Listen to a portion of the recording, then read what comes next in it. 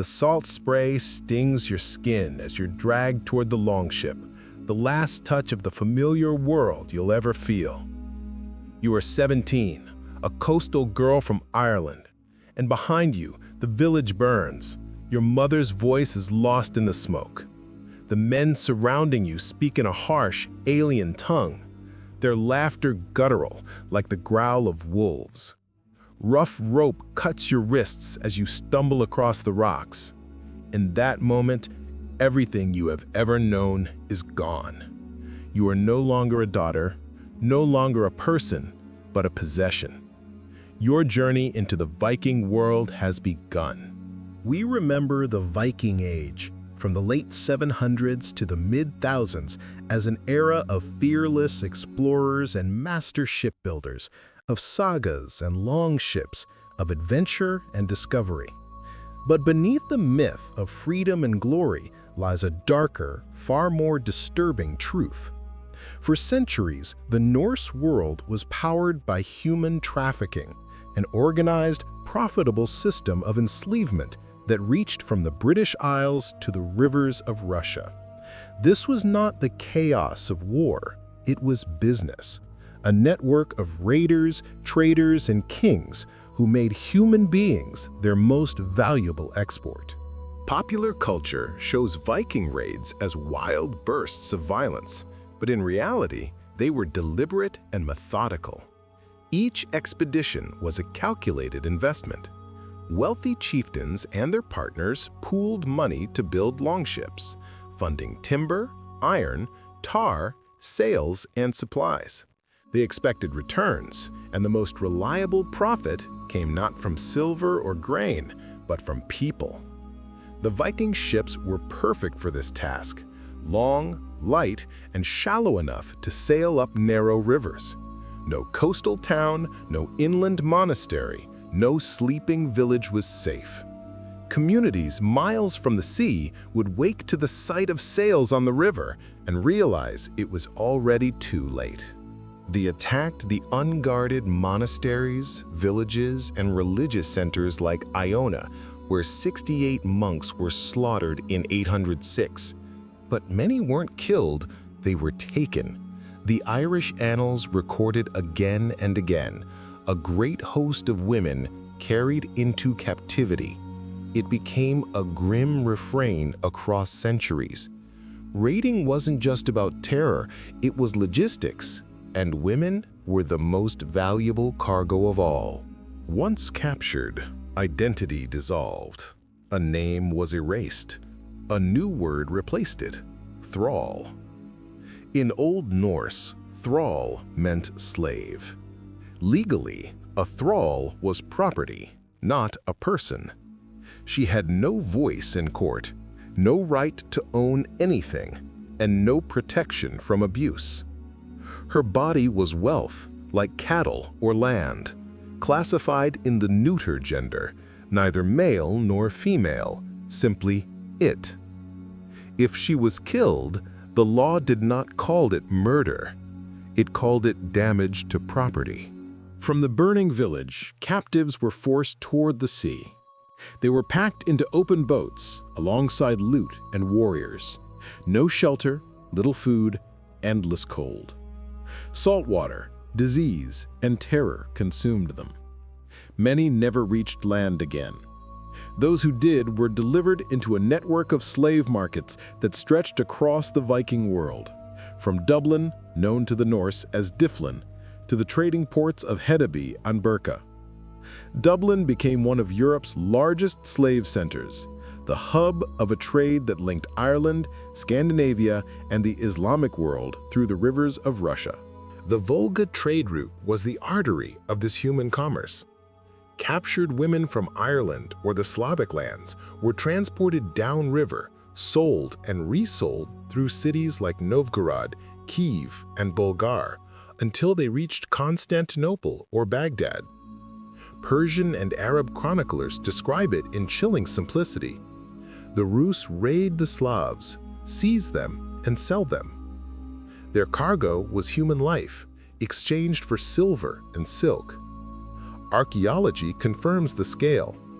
Tens of thousands of Islamic silver coins have been unearthed in Scandinavia, mute witnesses to a trade that spanned half the known world. The Arab diplomat Ahmad ibn Fadlan saw it firsthand. He described Norse traders setting up camps on riverbanks, displaying enslaved girls for buyers, and, in public, violating them to prove their value. There was no shame, no secrecy, only ownership. Each act was a transaction, each woman a commodity. For most, enslavement meant endless labor.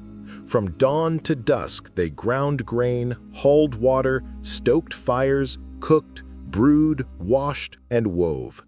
Their hands grew calloused, their backs bent, their teeth worn down by the stone corn.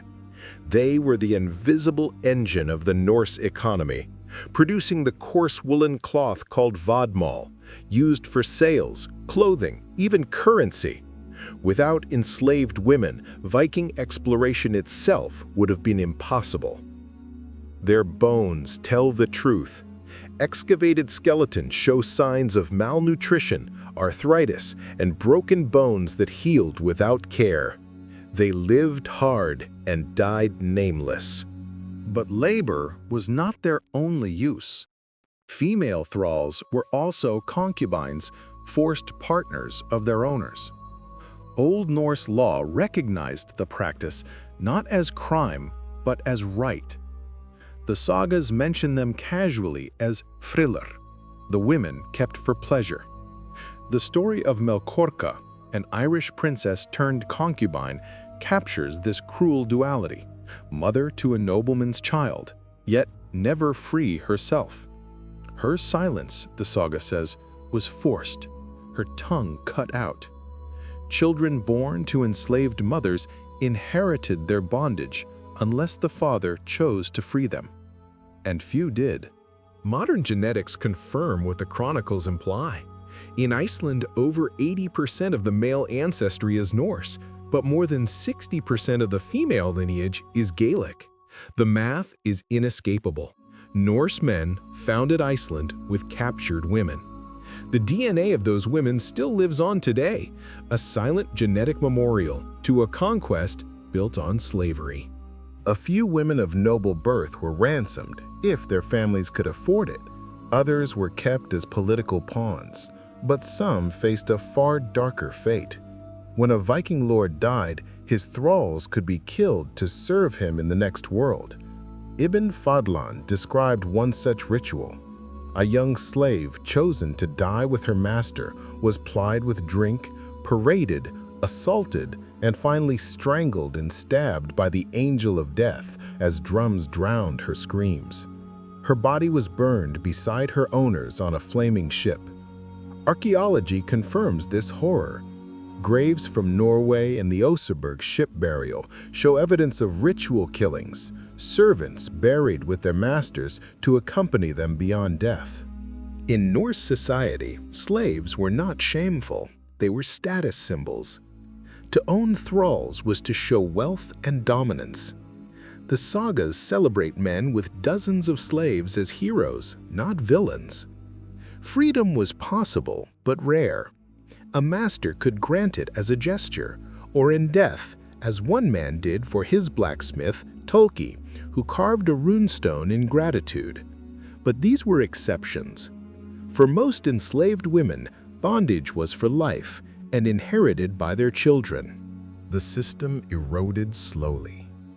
Christianization discouraged the enslavement of fellow believers, shifting Viking raids toward pagan Slavs instead.